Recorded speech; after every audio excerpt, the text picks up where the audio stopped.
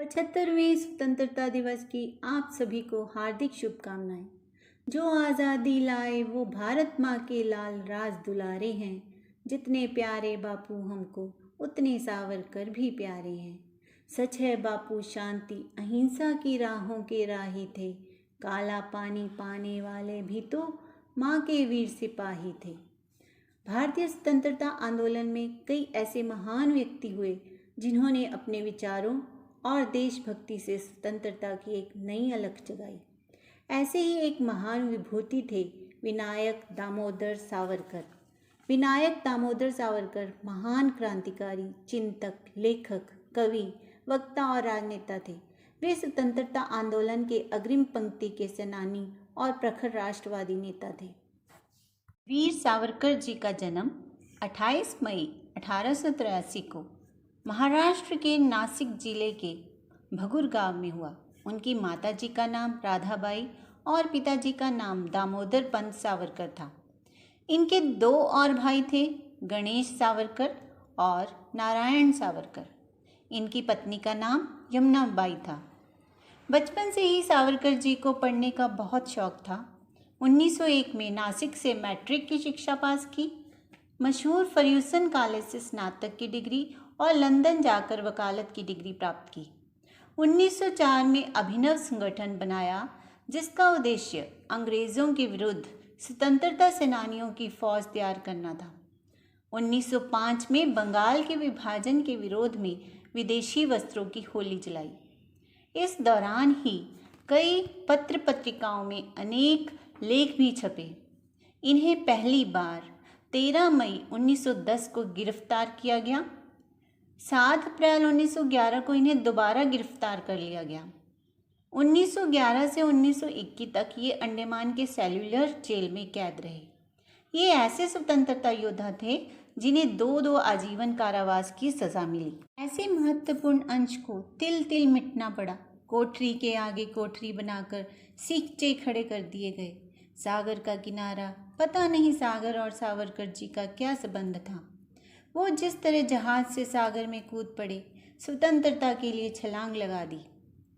उताल सागर की तरंगे, अनंत सागर, अपार जल राशि, कहाँ किनारा, कौन सा ठिकाना मिलेगा, इसका भरोसा। मगर अंतःकरण में एक संकल्प, मैं पराधीनता स्वीकार नहीं करूँगा।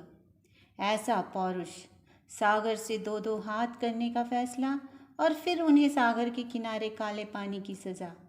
नारियल छीलना, कोयलों में जोत कर तेल निकालना किसी के भी साहस को कम कर सकता था। जेल में बंद सावरकर जी चांद से बातें करते थे, संदेश देते थे। उनकी कविताएं विश्व के इतिहास में अलग स्थान रखती थी। सावरकर जी का कवि ऊंची से ऊंची उड़ान भरता था। उनकी कविताओं में ऊंचाई भी थी और गहराई भी, मगर उन्होंने यथार्थ की धरती से नाता नहीं तोड़ा। सावरकर जी ने अंडमान के एकांत कारावास में जेल की दीवारों पर कील और कोयले से कविताएं लिखी। सावरकर जी द्वारा लिखित पुस्तक the Indian war of independence 1857 एक सनसनीखेज पुस्तक रही जिसने ब्रिटिश सरकार को हिला डाला था। सावरकर जी ने 1857 की लड़ाई को ब्रिटिश सरकार के खिलाफ आज़ादी की पहली लड़ाई घोषित किया। सेहत बिगड़ने के कारण उन्हें महाराष्ट्र की रत्नागिरी जेल भेज दिया गया। जेल में रहकर उन्होंने हिंदुत्व शोध ग्रंथ लिखा।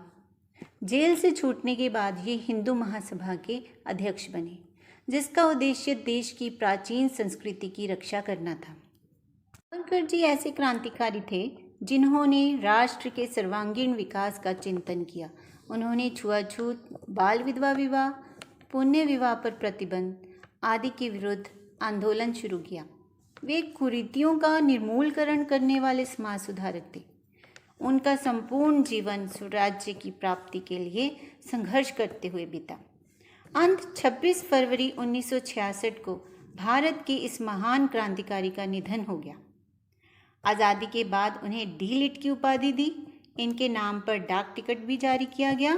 सन 2002 में पोर्ट ब्लेयर के हवाई अड्डे का नाम इनके नाम पर रखा गया, वीर सावरकर हवाई अड्डा। ऐसे वीर पुरुष को मेरा शत शत नमन, शत शत नमन। है नमन उनको कि जो जश काय को अमरत्व देकर इस जगत में शौर्य की जीवित कहानी हो गए। है नमन उनको जिनके सामने बौना हिमालय जो धरा पर गिर पड़े पर आसमानी हो गए। जय हिंद, जय भारत।